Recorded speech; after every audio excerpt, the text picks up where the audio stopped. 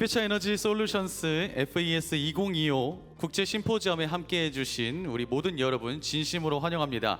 오늘 개회식 사회를 맡게 되었습니다. 인사드리겠습니다. 봉준일입니다. 반갑습니다.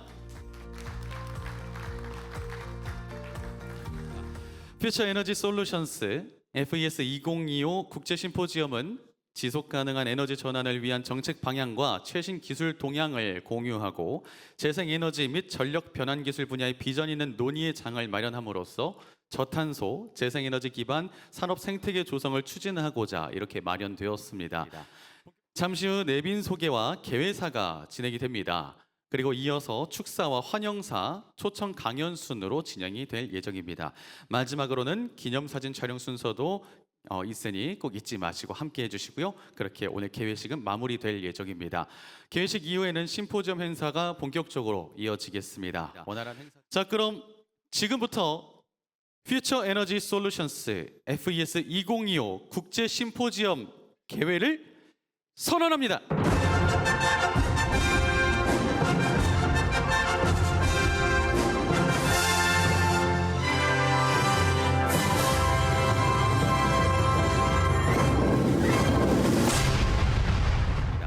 바쁘신 일정에도 참석해주신 모든 분들께 감사드리고요. 한 분 한 분 호명해드릴 때마다 따뜻한 박수로 맞이해주시면 감사하겠습니다. 그럼 먼저 전주대학교 류두현 총장님 참석해주셨습니다. 여러분 큰 박수 부탁드립니다.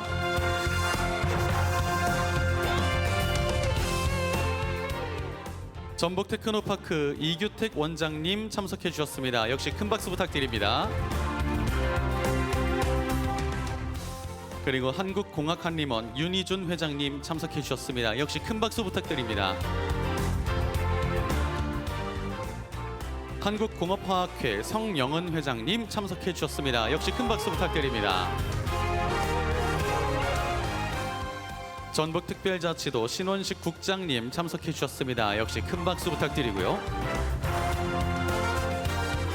전북 라이즈 센터 최수찬 센터장님 참석해 주셨습니다. 큰 박수 부탁드립니다. 그리고 전 한국기초과학지원연구원 신영식 원장님 참석해 주셨습니다. 큰 박수 부탁드립니다. 이후로 소개해드리는 내빈분들께서는 시간 관계상 사회자가 일괄로 호명한 후에 모두 함께 일어나셔서 우리 참석해주신 참석자분들을 향해 인사 보내주시면 감사하겠습니다.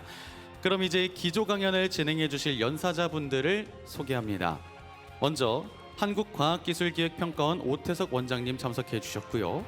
한국전기연구원 김종률 센터장님, 한국에너지공과대학교 한종희 현송석좌 교수님 참석해 주셨습니다. 여러 일정으로 인해서 개회식에는 잠시 자리를 비우신 분들도 계시지만 곧 함께해 주실 내빈 여러분과 다양한 인사이트를 나눠보시기를 바라면서 참석해 주신 오태석 원장님 잠시 자리에서 일어나셔서 한번 뒤쪽에 계신 참석자분들을 향해 인사 한번 부탁드리겠습니다. 큰 박수 부탁드립니다.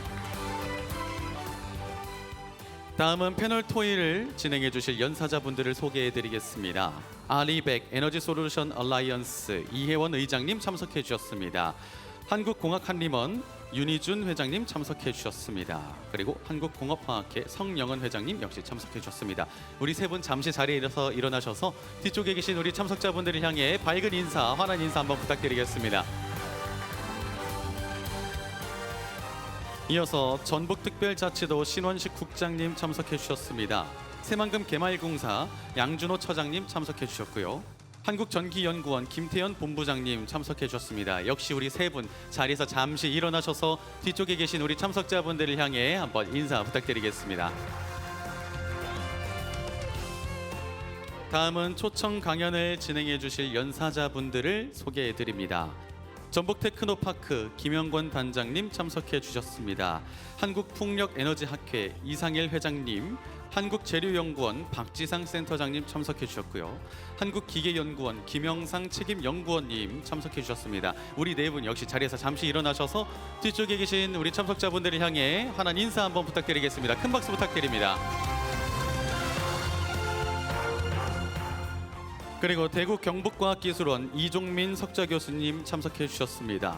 데스틴파워 오성진 대표 이사님, 그리고 일본 도호쿠 대학의 카와다 타츠야 교수님 참석해 주셨습니다. 자리에서 잠시 일어나셔서 우리 뒤쪽에 계신 참석자분들께 인사 부탁드립니다. 여러분 큰 박수 부탁드립니다. 이어서 좌장분들을 소개해드리겠습니다. DNV 코리아 문영희 이사님 참석해 주셨습니다. 한국에너지기술연구원 정치영 센터장님 참석해 주셨고요. 전북연구원 이지윤 팀장님 소개해드리겠습니다. 우리 세 분 역시 자리에서 잠시 일어나셔서 참석자분들을 향해 환한 미소와 함께 인사 한번 부탁드리겠습니다. 큰 박수 부탁드립니다. 네, 그리고 많은 분들께서 이렇게 참석해 주셨지만 일일이 호명해드리지 못한 점 양해의 말씀 드립니다. 그럼 내빈 소개에 이어서 전북 테크노파크 이규택 원장님의 개회사를 청해 들어보도록 하겠습니다. 네, 안녕하세요. 전북 테크노파크 원장 이규택입니다. 오늘 굉장히 일정이 촘촘한 관계로 아주 짧게 인사를 드리도록 하겠습니다. 오늘 퓨처 에너지 솔루션 2025 심포지움에 국제 심포지움에 함께 해주신 국내외 기빈 여러분께 진심으로 감사드립니다. 특히 유디언 총장님, 이혜원 부총장님 준비해 주시느라고 많이 애쓰셨고요. 오태석 원장님, 윤의준 회장님, 신원식 국장님 다시 한번 감사드립니다. 지금 우리는 기후 위기와 에너지 전환이라는 거대한 변화의 시대를 맞이하고 있습니다. 오늘 이 자리에서 논의될 기술과 아이디어 그리고 협력의 경험이 전북을 넘어 대한민국, 더 나아가 세계가 나아가야 할 지속 가능한 에너지의 길을 여는 출발점이 될 거라고 믿습니다. 함께 해주신 전주대학교와 여러 기관 관계자 여러분께 감사드리며 오늘의 만남이 지속 가능한 미래로 향하는 협력의 장이 되기를 기대합니다. 감사합니다. 여러분 큰 박수 부탁드립니다. 자, 그럼 이어지는 시간 우리 내빈 여러분의 축사와 환영사를 청해 들어보도록 할 텐데요. 먼저 기후에너지환경부 김성환 장관님의 축사를 영상으로 준비해 두었습니다. 앞에는 화면. 안녕하세요. 기후에너지환경부 장관 김성환입니다. 아리백 에너지 솔루션 얼라이언스 국제 포럼 개최를 진심으로 축하드립니다. 이 행사를 위해 써주신 김관영 전북도지사님, 김우겸 새만금 청장님과 여러 관계자분들께 감사드립니다. 기후위기 대응을 위해 전 세계는 재생에너지를 빠르게 확대하고 탄소 국경 조정제도, 아리백과 같은 기후 규범을 강화 중인 추세입니다. 우리나라는 재생에너지 발전 비중이 10%에 불과해 아직 갈 길이 멀긴 합니다만 재생에너지 최대 생산지인 전북에서 결집된 민관의 역량이 꽃을 피운다면 탈탄소 녹색 문명 전환의 씨앗이 될 거라고 확신합니다. 기후부도 지역 기반의 재생에너지 보급 확대와 전력계통 확충에 힘을 쓰고 관련 제도 정비에 전력을 다하겠습니다. 오늘 함께 하신 분들께서도 대한민국이 탈탄소 녹색 문명의 선도 국가가 되는데 지혜와 힘을 모아주시기를 바랍니다. 고맙습니다. 그리고 이어서 전북특별자치도 김관영 도지사님의 축사 역시 앞에는 화면으로 영상으로 시청하시겠습니다. 여러분 안녕하십니까? 전북특별자치도지사 김관영입니다. RE100 에너지 솔루션 얼라이언스 국제 심포지엄에 함께 해주신 국내외 전문가 여러분께 진심으로 감사드립니다. 최근 정부는 2035년까지 최대 60% 온실가스 감축이라는 목표를 제시했습니다. 이제 재생에너지의 확대는 선택이 아니라 시대의 필수 조건이 되었습니다. 우리 전북은 전국 최고 수준의 풍력과 태양광 자원을 보유한 지역입니다. 이 강점을 살려서 전북형 아리백을 조기에 실현하고 기업과 산업이 친환경 경쟁력을 갖출 수 있도록 철저히 준비 중입니다. 오늘 이 자리가 아리백 기술과 정책, 실행이 연결되는 실질적인 협력의 무대가 되기를 기대합니다. 앞으로도 우리 도는 이렇게 현장 속에서 여러분과 함께 해법을 찾아가겠습니다. 함께 해주셔서 고맙습니다. 감사합니다. 여러분 큰 박수 부탁드립니다. 그럼 다음으로 전주대학교 류두현 총장님의 환영사를 청해 듣겠습니다. 역시 우리 류두현 총장님을 큰 박수로 환영해 주시기 바랍니다.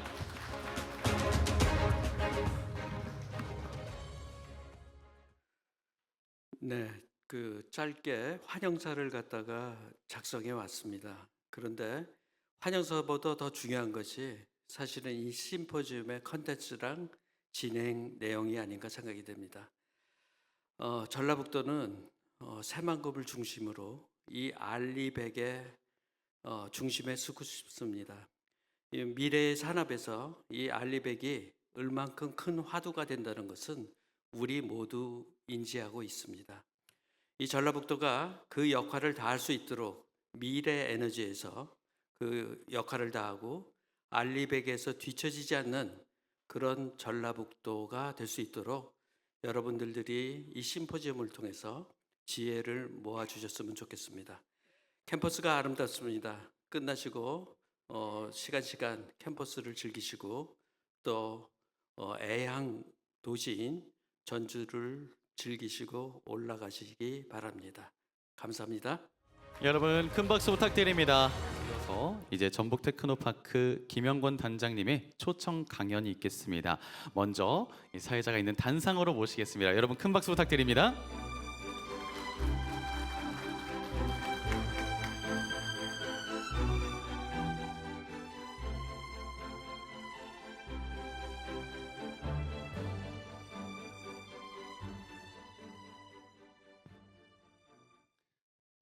네, 안녕하십니까. 전북 테크노파크 에너지 산업순환장 다시 인사 올리겠습니다. 오늘 귀한 자리에 저희 전북에서 진행하고 있는 알리백 에너지 솔루션 얼라이언스 이 추진 과정에 대해서 설명을 드릴 수 있는 기회를 주셔서 감사드립니다. 잘 아시는 것처럼 지금 알리백 새로운 정부가 들어서서 알리백 산업단지 또는 알리백 단지에 대한 얘기를 많이 하고 있고, 아마 이 알리백 단지라고 하는 것은 어떤 학술적이나 전문적인 용어로 규정되어 있지는 않습니다. 그게 저희가 2018년부터 그 당시에 문재인 대통령께서 군산 지역에 오셔서 새만금 재생에너지 클러스터 3.0을 발표를 하시고, 그때부터 저희 전북 지역에서는 단순하게 에너지를 여기에서 생산하는 게 아니라 이러한 에너지를 활용해서 지역의 기업들을 유치하고 지역이 어떻게 지역 경제를 활성화할 것인지에 대한 고민을 하면서부터 알리백 단지에 대한 얘기를 진행을 했던 것 같습니다. 그게 아마 지금 전국적으로 알리백 단지에 대한 얘기를 하고 있고, 또 그러면서 여러 가지 기후 변화에 대한 논의, 또 에너지 대전환, 에너지 전북 지역이 저희가 전국에서 봤을 때 에너지 재생에너지에 대한 잠재력은 가장 많다 이렇게 지금 이야기를 하고 있기 때문에 그것들을 활용해서 어떻게 끌고 갈지에 대한 많은 고민이 있었다 이렇게 말씀을 드리겠습니다. 그래서 그런 과정 중에서 전주대학교 이혜원 부총장님께서 전주대 오시고 또 그런 여러 가지 아이디어를 가지고 논의하면서 전북도에서 그러면 이것들을 같이 좀 만들어 보자 이렇게 해서 진행했던 것으로 이해를 해주시면 될 것 같습니다.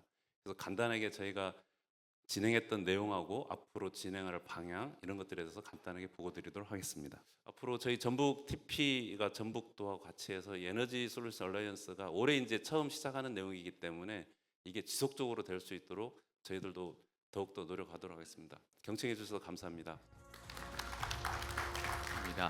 자, 그러면 우리 단장님의 초청 강연에 이어서 각계각층에서 정말 소중한 분들이 소중한 시간을 내어서 자리해 주신 만큼 이 시간을 기념할 수 있는 기념사진 촬영의 시간을 가져보려고 합니다. 먼저 7분의 내빈 여러분을 앞으로 모시고 사진 촬영을 진행하도록 하겠습니다. 류디현 총장님, 이규택 원장님, 윤희준 회장님, 성영은 회장님, 신원식 국장님, 최수탄 센터장님, 신형식 원장님 7분께서는 잠시 무대 앞쪽으로 나와주셔서 함께 사진 촬영에 임해주시면 감사하겠습니다. 그리고 국제 심포지엄의 성공적인 시작과 마무리를 기원하며 밝은 미소로 함께 사진 촬영에 함께 해주시겠습니다.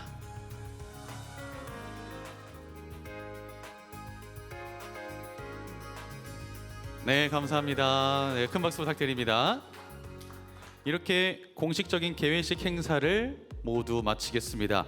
이제 기조 강연을 진행할 예정이오니 참석자분들께서는 자리에 잠시 그대로 착석하셔서 기조 강연을 함께 경청해 주시기 바랍니다. 이번 심포지엄은 전북특별자치도와 여러분이 협력해서 아리100 산단 지정을 위한 중요한 노력을 기울이는 소중한 자리입니다. 특히 새만금은 아리100 산단 지정을 염원하는 핵심 지역으로 이 지역의 성공적인 지정이 글로벌 에너지 전환을 선도하고 지속 가능한 발전을 이끄는 중요한 전환점이 될 것입니다. 저 또한 새만금 아리백 산단 지정이 반드시 실현되기를 간절히 바라며 이제 첫 번째 기조 강연자만 소개하고 물러나도록 하겠습니다. 기조 강연 후에 질의응답은 아리백 에너지 솔루션 얼라이언스 이혜원 의장님께서 진행해 주실 예정이고요. 기조 강연은 한국과학기술기획평가원 오태석 원장님께서 맡아주시겠습니다. 그럼 지금까지 계직 사회자 봉준일이었습니다. 감사합니다.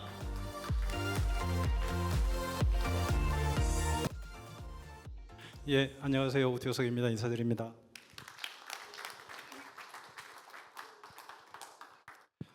예, 저는 한국과학기술기획평가원이라고 하는 기관을 지금 현재에서 원장을 맡고 있습니다.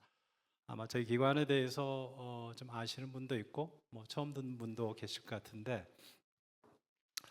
뭐 그건 나중에 좀 설명을 드려야 될 것 같고, 아무튼 뭐 오늘 이렇게 뜻깊은 국제 심포지엄에서 또 여러분들 뵐 수 있어서 매우 영광이고, 또 이렇게 사실 이런 국제 컨퍼런스를 준비하기가 쉽지 않은데 행사를 또 해서 기획해 주신 우리 이혜원 부총장님 너무 감사드리고, 전주대 관계자 여러분, 또 전라북도 관계자 여러분들께도 감사의 말씀을 드립니다.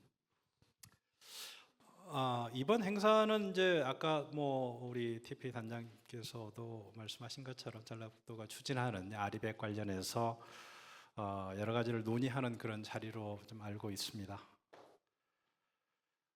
이번 주 이제 국무회의에서 2035년 탄소 중립 관련해서 NDC 목표가 확정이 된 걸 아마 언론을 통해서도 아시고 계실 건데, 산업계 전반에서는 이 온실가스 감축과 관련해서 걱정들이 되게 좀 많으시죠. 기후 에너지와 또 이로 인한 이제 에너지 전환은 국가, 기업, 또 개인 모두에게 큰 부담이 될 걸로 보고 있습니다. 또 이로 인해서 많은 또 규제들도 나오고 있는데, 한편으로 이제 이런 규제로 인해서 완전히 또 새로운 길을 좀 모색해야 되는 그런 상황이라고 생각을 합니다. 그래서 이런 규제 속에서 새로운 기회도 생겨나고 있다고 좀 믿고, 그래서 오늘 주제도 위기에서 기회로라고 하는 부분으로 잡고, 그런 부분에 우리 전라북도가 어떻게 준비했으면 좋겠는지에 대한 저의 의견을 좀 나누는 걸로 하도록 하겠습니다. 기존에 이런 산업에 있어서의 정부의 역할이 인식들이 많이 좀 바뀌었습니다. 그래서 이런 부분과 관련해서 좀 어떻게 보면 시장을 열어주고, 스케일하고 시장을 열어준 쪽에 많이 노력을 하려고 하고 있습니다. 오늘 뭐 두서없이 여러 가지 좀 말씀을 좀 드렸고요. 어쨌든 간에 위기를 기회로 바꾸는 것은 기술이고 혁신이고 결국은 여기 계신 사람들이라고 생각을 합니다. 고맙습니다. 다들 우리나라 많은 분들이 원자력 하면은 굉장히 이렇게 불편함을 많이 느끼시는데, 사실 뭐 핵 융합이든 또는 핵 분열이든 사실 주민 수용성이 굉장히 중요할 것 같거든요. 그래서 우리가 그 국민들을 설득할 때 어떤 논리를 갖고 잘 설득하면 좋을지 혹시 좋은 말씀 주시면 감사하겠습니다. 예, 특히 그러니까 원자력이란 이제 핵하면 이제 기본적으로 다들 그냥 핵이라고 하는 거, 핵무기라고 때 시작을 했기 때문에 무서운 거라고 하는 것들인데, 이런 자연 현상이지 않습니까? 핵 분열이라고 하는 게 모든 게에서 그냥 핵 분열, 방사능 물질 나와서 안정화 상태로 가고 자연 현상이 일어나는 거지. 뭐 갑자기 방사능 물질 떨어지는 게 우리 주변에 있는 게 그런 건데, 어떻게 보면 이제 그런 거에 대한 인식이 좀 바뀌어야 되는데, 기본적으로 아까 하는 것처럼 핵하면 무서운 거, 뭐 이렇게 하는 거. 근데 아까 하는 것처럼 원자력 발전 관련해가지고는 설득하는데 되게 어려움이 있죠. 그게 뭐 여러 가지 노력들을 하고 있고, 이제 핵융합만 가지고 보면은 지금 어떻게 했냐면, 핵융합은 기존의 원자력은 다르다라고 얘기를 합니다. 그래서 똑같이 핵을 분열을 시키는 거하고 이제 융합시키는 거하고 수소를 얘기를 하는데, 방식이 다르고, 그러니까 뭐냐면, 그래서 거기 그 시설에 대한 규제, 안전 규제도 원자력 규제하고는 다르게 가야 된다라고 얘기를 합니다. 왜냐면 그 정도가 필요 없다, 해야 된다라고 해서 영국은 이미 원자력 규제하고 다르게 핵융합 규제는 따로 만들겠다라고 선언을 했습니다. 왜냐면 이렇게 그 원자력 규제를 하면 너무 비용이 많이 들거든요. 그래서 따로 가겠다고 하는데 이제 그런 만큼 이제 아까 하는 것처럼 그리고 원자력은 다르게 왜 이게 청정 에너지인지에 대한 부분들 이게 사고가 나면 왜 문제가 없는지 이게 뭐 원자력 발전소 같은 경우는 핵 연료병이 그대로 있는 상태의 반응기가 있으니까 전기 나가고 뭐하고 뭐 녹고 뭐하고 뭐 하지 않습니까? 근데 얘는 가서 그 행정업을 해야 되는 전기 딱 끊어버리면 딱 멈추는 거잖아요. 예를 들면 그런 부분들 과학적인 측면에서 그냥 핵 이렇게 하지 말고 세부적인 원리들을 가지고 왜 그런 건지를 설명을 하면 그리고 그런 이해부터 시켜야 된다고 생각을 하고요. 이 말씀 제일 중요한 게 결국은 아까 좀 수용성 문제거든요. 그러면 적어도 나중에 예를 들면 핵융합 발전소를 1호를 누가 어디다 짓겠냐라고 했을 때 전부터가 하려면 뭐 10년 동안 그 작업이 돼 있어야 된다고 생각을 합니다. 왜 중요한지를 가지고 해야 된다고. 그래야 아까 하는 것처럼 다른 데하고 같이 하든 아니면 새만금에 그 정도 봐서 할 수 있는 정도면 하는 거고. 그렇다고 봅니다. 그게 하루아침에 안 되는 거잖아요. 그러려고 하면 전체적으로 다른 전략이 필요하겠죠. 학생들에 대한 초중고 교육부터 거기에 대해 달라져야 될 거고 왜냐면 어른들 바꾸기는 힘드니까 10년이면 지금 학생들이 이제 성인 되잖아요. 이게 뭐 그런 접근이 필요하지 않을까 싶습니다. 감사합니다. 저희가 또 그 패널 토의가 있어가지고요 준비를 해야 돼가지고요 한 3분 정도 휴식 시간 갖고 바로 시작하겠습니다. 감사합니다. 저는 그 아까 제 얼굴을 좀 보셨겠습니다만은 저 오른쪽에 이 의원입니다. 저는 여기 전주대 온 지가 약 한 2년 7개월 됐고요. 한양대학교에서 은퇴하고 와서 열심히 전북과 전주를 위해서 노력하고 있습니다. 그래서 오늘 말씀드린 것처럼 패널 토의하신 분들이 또 계시고 아까는 설명을 좀 했었습니다. 거기에 좌장 세 분이 이제 들어가 있습니다. 사실 이러한 것을 기획하게 된 거는 우리 김관영 도지사님이 굉장히 열심히 하고 계십니다. 그렇지만 이제 그 역할도 중요하지만은 결과를 내는 게 시간이 많이 걸립니다. 그래서 저희 첨단 산업 중에서도 신재생에너지 오늘 이 부분이 바로 FES 퓨처 미래 에너지 솔루션 FES 2025가 되겠죠. 사실은 전북에서는 그동안 약 13번에 걸쳐서 여기 보시겠지만 우리 전북특별자치대 성장 동력을 위해서 이런 일들을 많이 했습니다. 우리 저기 성영은 회장님은 또 지난번에 정기학교 회장님으로서 참석해 주셔서 미래전북 포럼에 아주 굉장히 훌륭한 강연을 해 주셨습니다. 그리고 아까 김영건 단장님이 말씀하신 것처럼 우리 알리백 에너지 얼라이언스 특히 에너지 솔루션 얼라이언스는 아까 김영건 단장님이 발표하신 그러한 미션과 앞으로의 방향을 가지고 지금 운영을 지금 하고 있고요. 그런데 오늘 이따가 이제 우리 양준호 처장님께서 말씀을 하시겠지만 특히 새만금 분야, 새만금 지역에 여러 가지 내용들이 많이 있습니다. 여기 보시다시피 또 오늘 기조강연을 해주신 그 오태석 차관님께서도 또 말씀을 하셨습니다만은 특히 그 탄소 배출이라든가 그다음에 여기 보시겠지만 세계적으로 여기에 포함되어 있는 회사들의 헤드쿼터 이런 여러 가지가 있습니다. 그런데 이 새만금은 아시다시피 약 21마일 정도 되는 큰 방조제인데 이것의 길이만 우리가 얘기할 것이 아니라 과연 무엇을 하고 그 전략은 무엇이고 중장기적으로 장기적인 거는 예를 든다면 뭐 인공태양증 말씀도 나왔고요. 또 MMR이라든가 뭐 SMR 여러 가지가 있을 때 너무 재생 쪽에만 신경을 쓴다고 보면은 추격자들이 이미 우리를 앞서갈 수 있는데 우리는 과연 무엇을 준비했는가 이런 것들이 굉장히 중요한 이슈인 것 같습니다. 그리고 우리 그 전북에는 새만금을 중심으로 해서 지금 보시다시피 혁신 인프라들이 많이 이렇게 준비가 되어 있는데 이것을 아는 분들이 생각보다 좀 많지가 않은 것 같더라고요. 저도 전북 전주에 오기 전까지는 이런 내용을 잘 몰랐고요. 지금 동그랗게 점선으로 되어 있는 걸 보시면 신재생에너지 종합실증연구단지뿐만 아니라 여러 가지가 잘 되어 있습니다.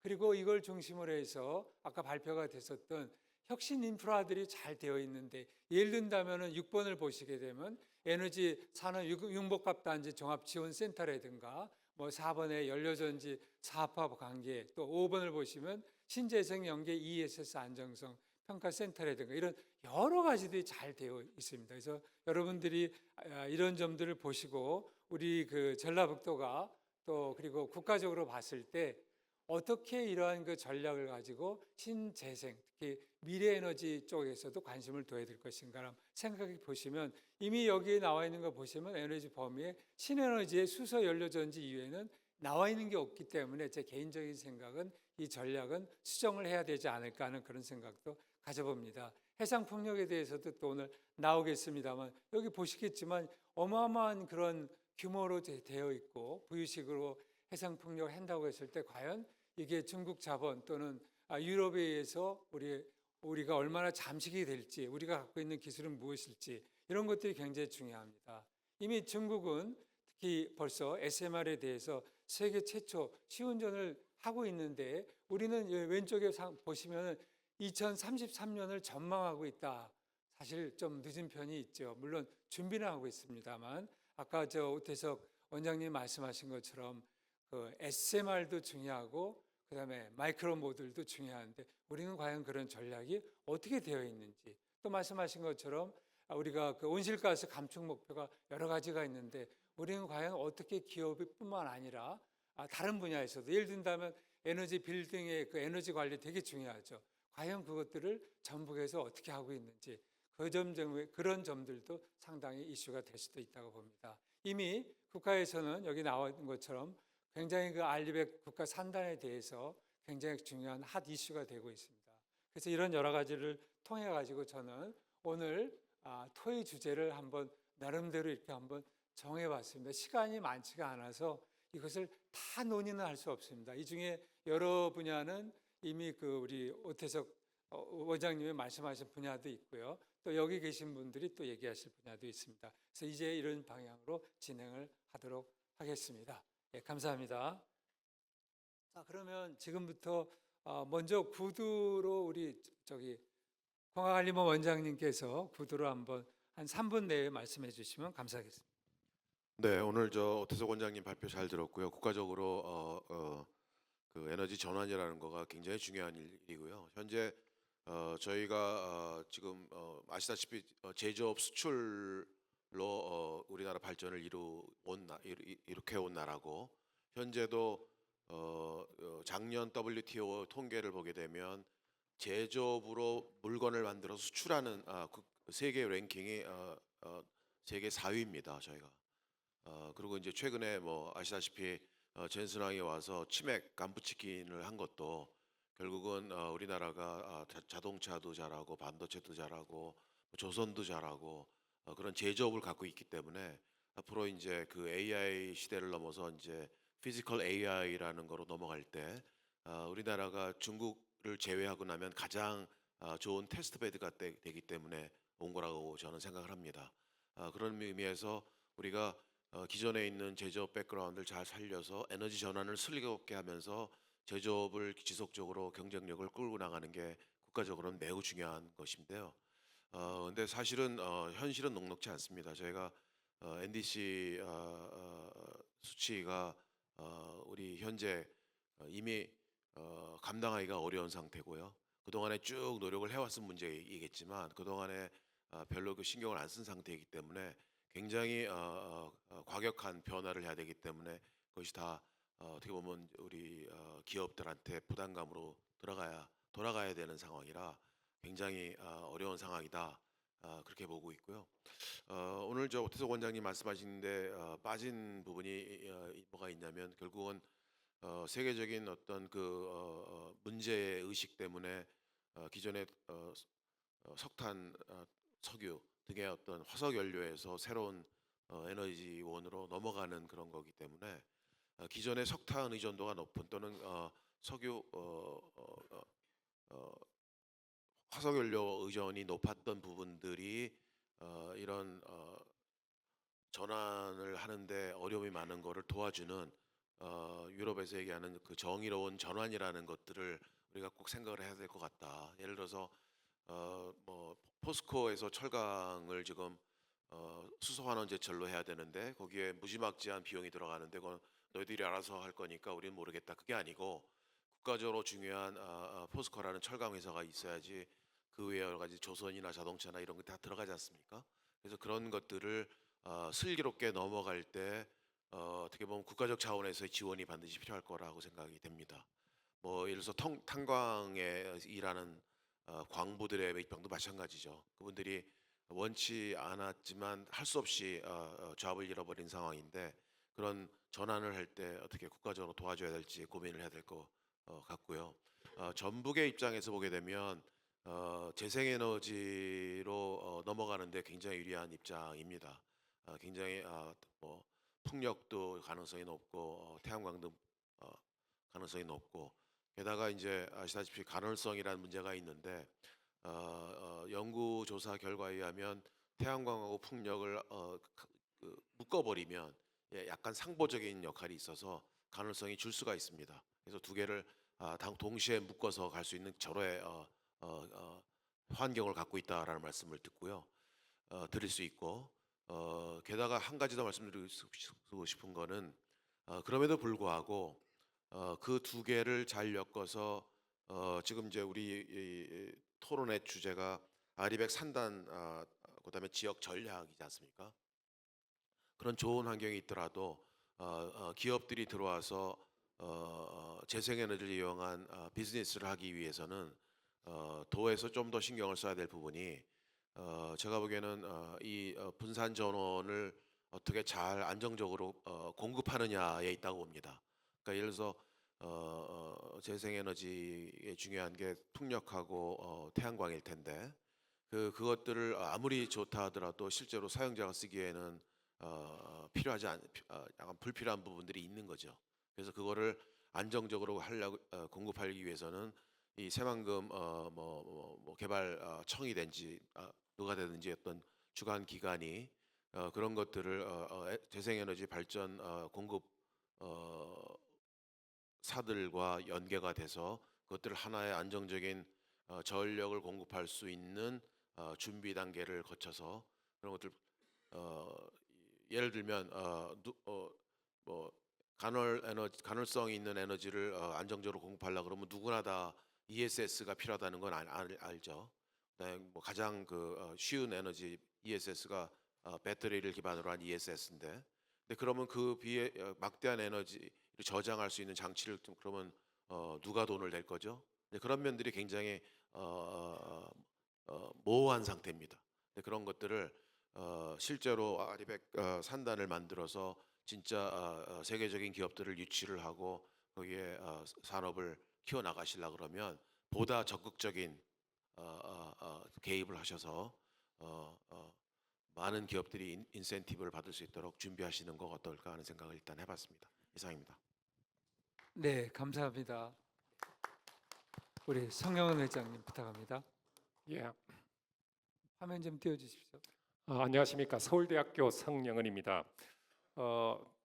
아마 자료가 있을 건데 뭐 자료 내용을 다 이제 말씀드리기는 그렇고 아까 저기 오태석 원장님 제가 발표를 들으면서 우리 중국이 이제 모든 걸 주도하는데 사실 이제 뭐 여기 계신 분들도 혹시 중국에 한번 지금 가보시면 저기 사막지대 가면 완전히 태양광으로 뒤덮고 있거든요.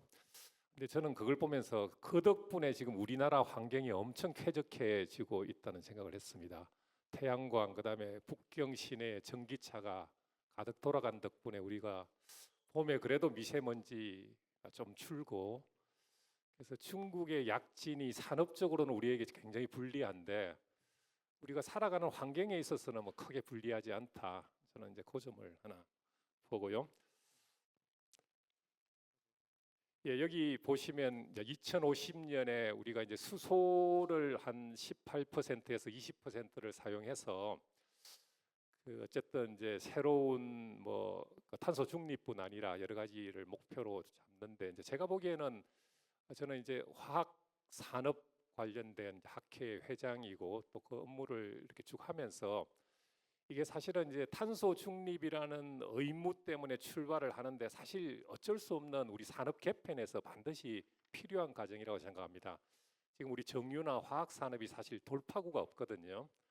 완전히 전환을 하지 않으면 안 되는데 이게 그냥 자율적으로 전환이 사실 안 되는 거고 약간의 강제성, 어쩔 수 없이 가야 되는 이런 것들이 필요한데 저는 이제 이런 어떤 탄소 중립이라는 목표가 특별히 뭐 다른 분야는 제가 잘 모르겠는데 화학 산업을 개편하는 데는 굉장히 중요한 동기부여가 되겠다 그렇게 생각합니다. 보시는 것처럼 뭐 이게 전기화 공정도 지금은 화학 공정을 전부 전기화로 사실 바꿔야 되고 또 각기 뭐 암모니아 또 CO2를 환원해서 또 이것을 결부해서 새로운 연료를 만들고 하는 그런 방식들은 어차피 도입돼야 되는 그런 기술이기 때문에 이 탄소 중립만 강조할 게 아니라 실제로 산업적으로도 이게 굉장히 중요한 이슈라는 말씀을 좀 드리겠고 아까 윤호준 우리 저 회장님 말씀대로 NDC가 참 지난 몇 년간 좀 지금 현재 13% 정도 안 밖에 우리가 이제 못 줄였는데요. 사실 2030년에 40% 줄이려면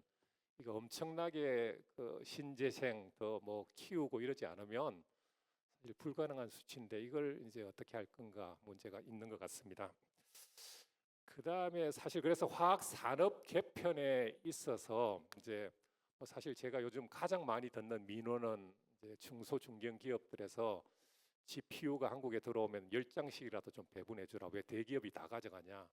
사실 그걸 이제 좀 허접한 GPU라도 사용해 보면 그게 굉장히 회사 시스템에 굉장히 도움이 많이 되나 봅니다. 그래서 이런 것들이 조합되면 뭐 훨씬 좀 더 가속화해서 우리가 이 일을 할 수 있지 않을까 이제 그 생각이 있고요.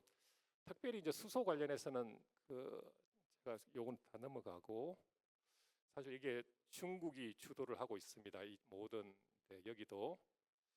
그런데 제가 보여주고 싶은 것은 여기 보시면 뭐 저는 연구 개발을 하는 입장이니까 그 수소를 사실 만드는데 현재 그 수소 1kg 만드는데 50kWh 이상의 전기가 필요합니다. 뭐 연구 개발을 잘해서 저희 실험실 차원에서는 뭐 40 좀 넘는 수준 거기까지 내려올 수 있는데 이게 이제 정말 스케일업 했을 때 그 정도 전기로 만들 수 있을까 하는 의문이거든요.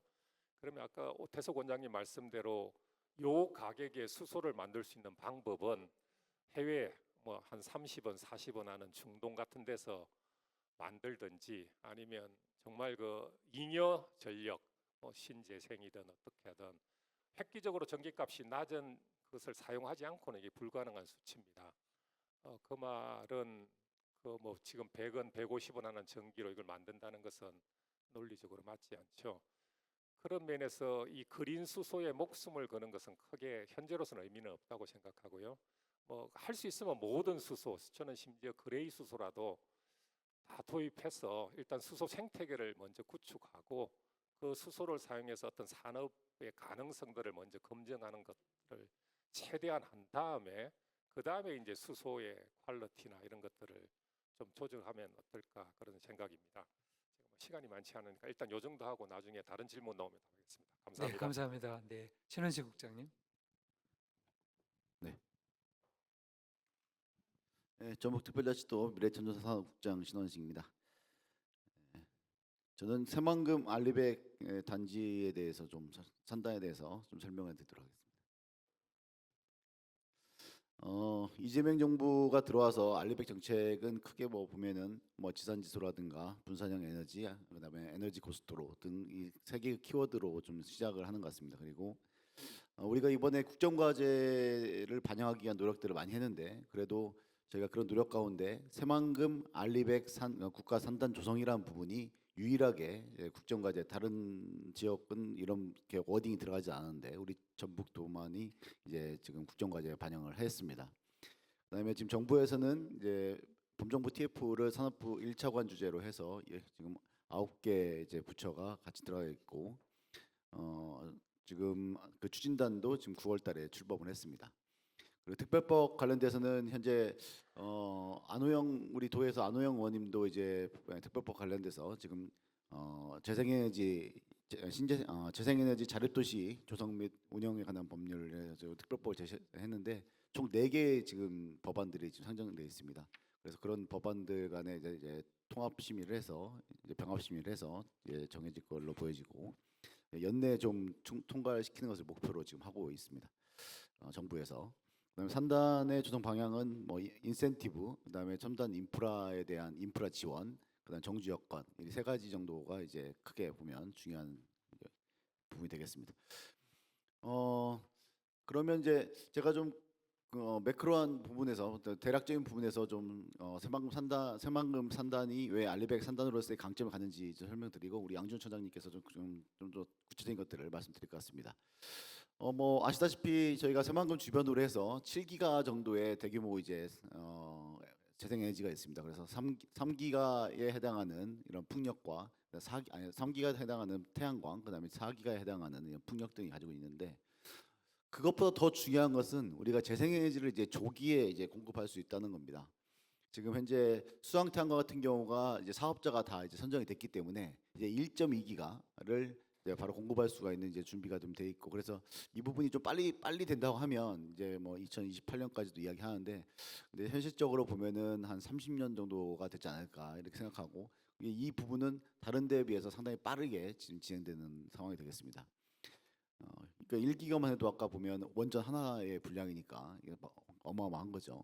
그다음에 또 여유 있는 지금 현재 뭐 재생에너지가 공급되지 않다 하더라도 지금 새만금 산단에 1.5기가 정도의 지금 이제 수전을 받을 수 있는 것을 좀 받아놨기 때문에 저희가 그 부분을 활용하면은 또 바로 이제 전기를 공급할 수 있는 여러 가지 에너지 다소비 그런 기업들을 유치할 수 있는 그런 여건들을 가지고 있고 또 이제 전력망도 저희가 3, 4호K라든가 154K로 이제 공급이 되는 부분은 지금 다 가능한 부분들이고 또 이제 에너지 고속도로가 2030년 이후에까지 해서 에너지 고속도로가 서화성으로 해서 연계가 됩니다. 네, 그런 장점도 좀 가지고 있기 때문에 상당히 중요하다 보고 그다음에 더 우리가 국토부에서 22년도에 새만금의 5609에 이미 이제 스마트 그린 산단을 지정을 받았습니다. 그래서 그에 따라서 현재 한 1,000억 원 정도의 민자까지 포함해서 그런 사업이 진행되고 있기 때문에 이런 부분들이 선도 사업이 먼저 추진되고 있다는 것도 상당히 중요한 것이고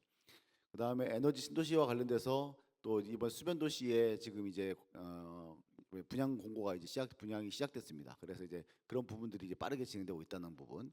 그다음에 알리백 그러니까 무엇보다도 이런 6가지 조건들을 통해서 알리백을 조기 실현할 수 있는 가장 그 입지가 좋은 곳이다라는 장점들을 가지고 있습니다.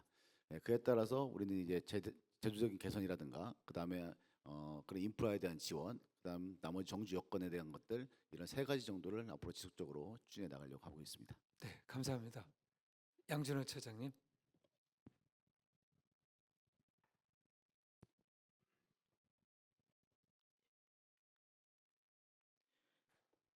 예, 안녕하세요. 새만금 개발공사 에너지사업처장 양준호입니다.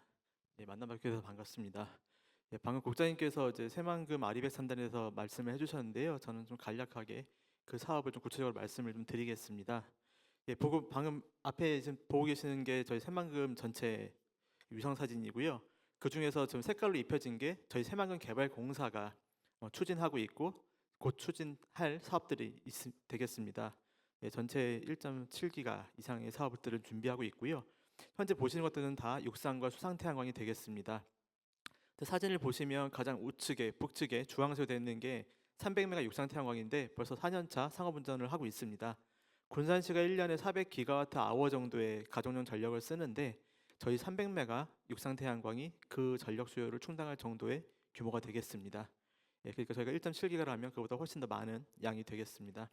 예, 새만금의 강점은 뭐 여러 가지가 있습니다. 부지도 있고 개통도 좀 있는데 개통은 방금 국장님이 말씀하신 것처럼 이번에 에너지 고속도로 1단계 사업이 새만금부터 서화성까지 연결되는 HVDC 건설이 되겠습니다.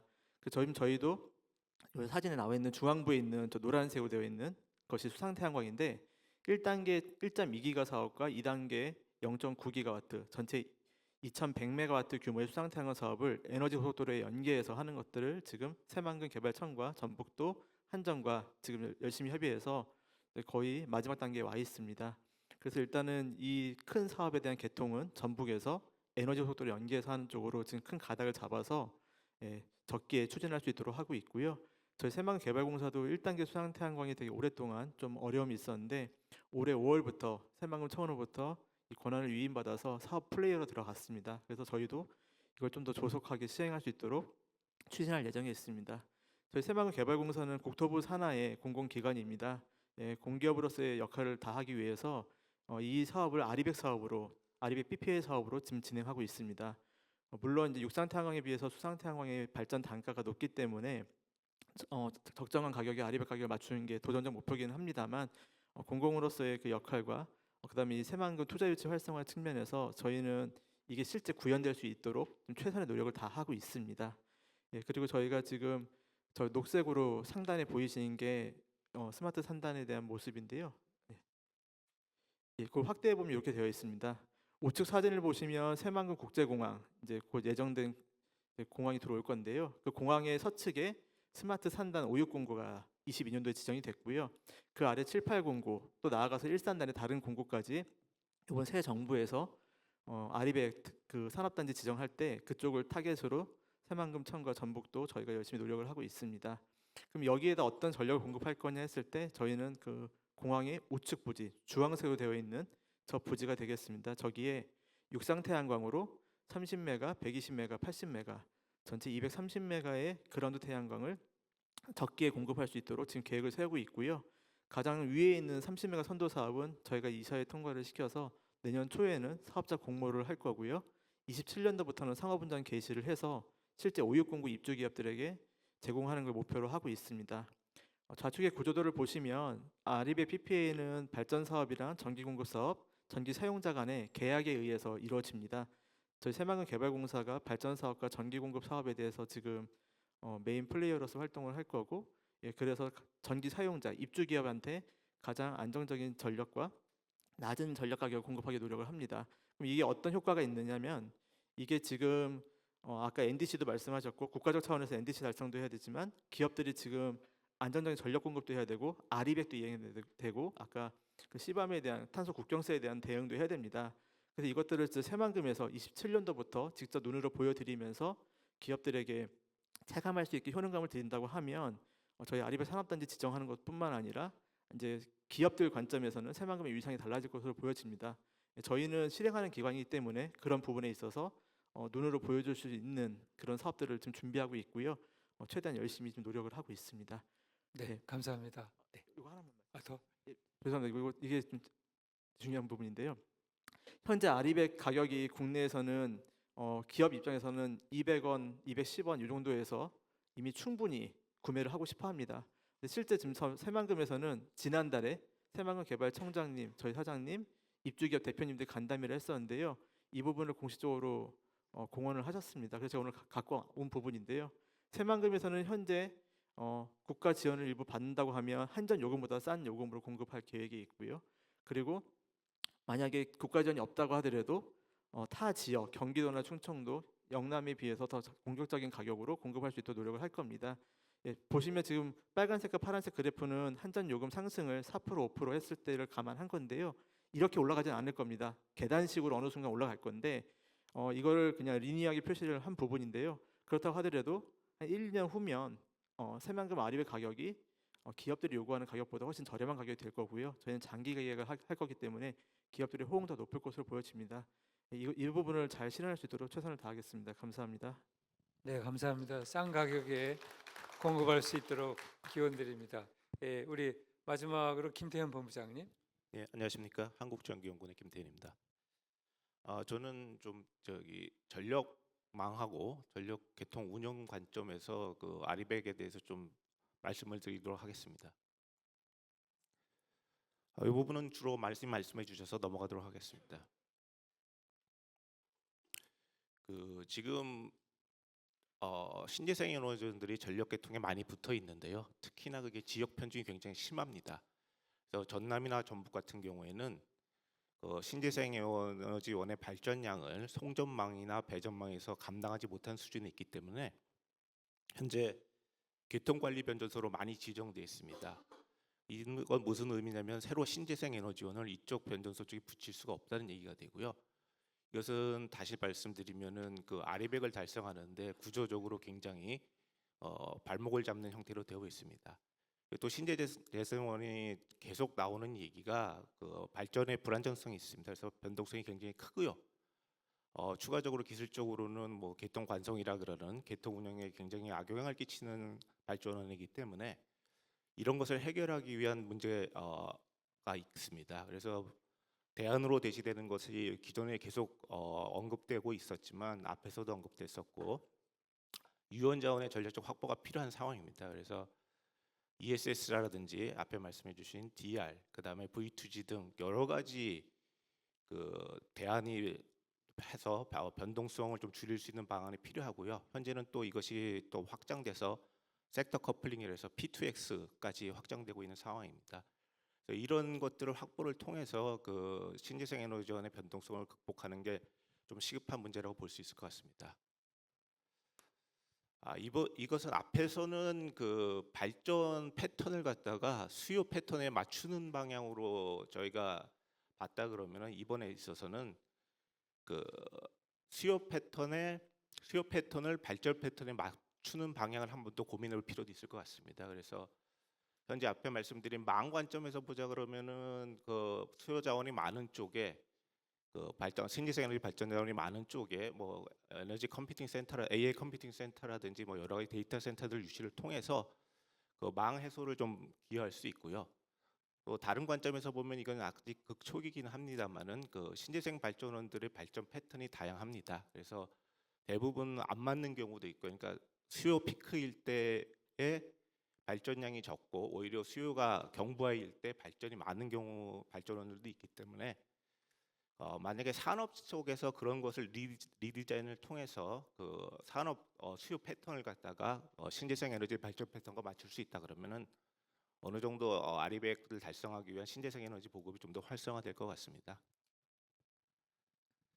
그 마지막으로 말씀드릴 것은 그 지금 아리백 산업단지 얘기가 나와서 적어도 앞으로는 에너지 계획과 산업단지 산업군 유치 계획, 그렇죠, 전북에서 추진하실 그런 거에 있어서 어느 정도 정합성을 가지고 추진하는 게 필요하지 않을까 하는 생각이 있습니다.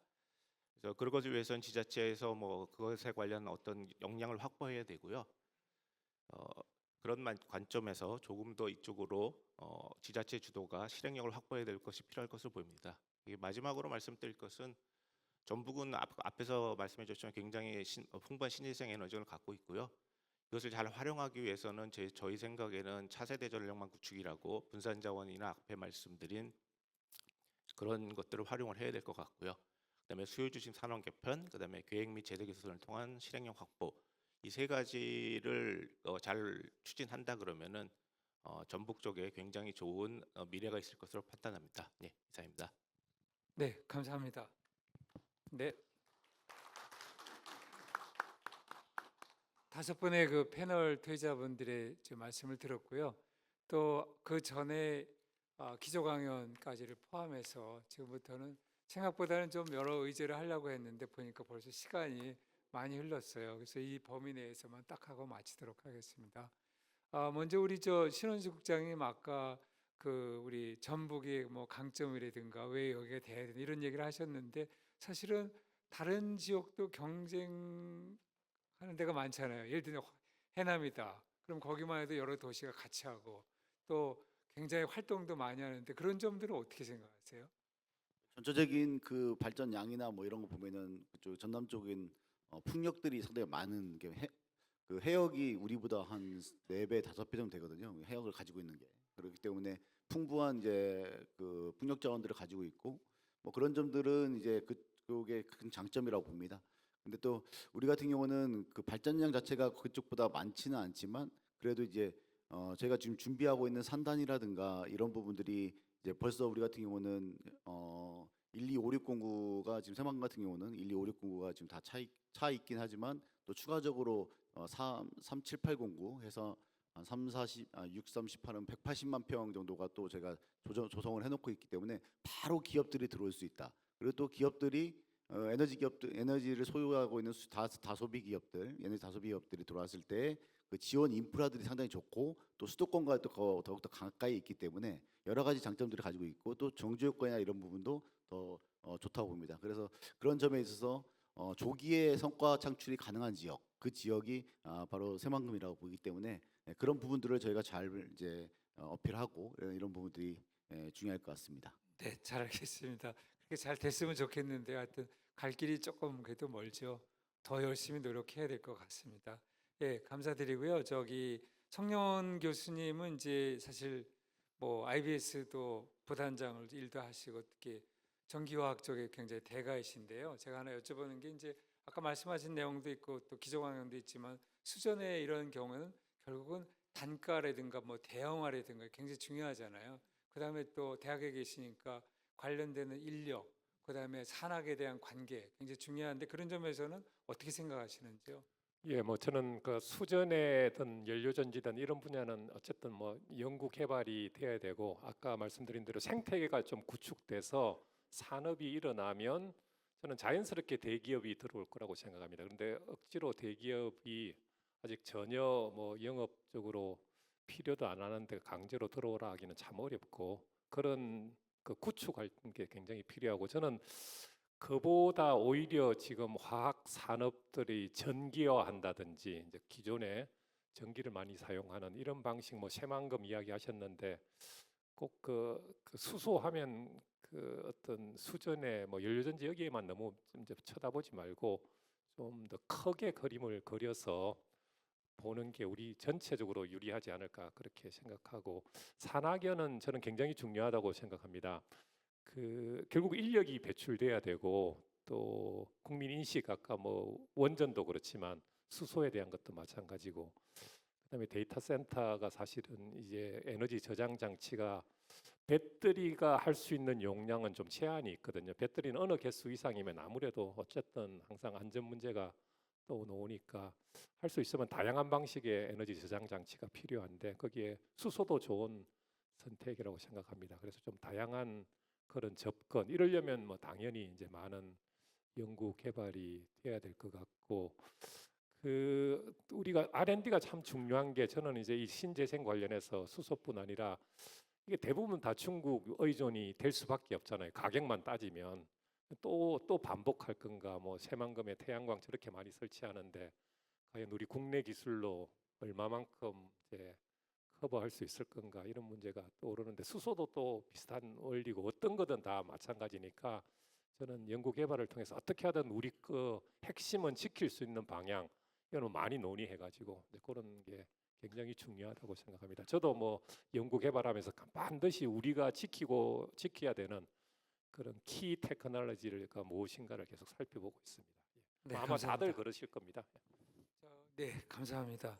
저희가 시간이 많이 흘렀습니다. 그래서 시장도 하시고 또 다음 일정도 있고 그래서 일단 지금 패널 토의 조금 아쉽지만 이거로 마치고요. 오늘 귀한 분들이 모셔가지고 토의도 열띠게 하셨고요. 또 여기서 나온 의견들이 도에도 좀 전달이 되고 또 저희도 좀 미래지향적인 새로운 그런 계획을 좀 추가했으면 그런 생각을 많이 가졌습니다. 오늘 참석하신 우리 패널 토의 분들께 큰 박수로 좀 감사 표시해 주셔서 감사합니다. 네, 대단히 감사합니다. 그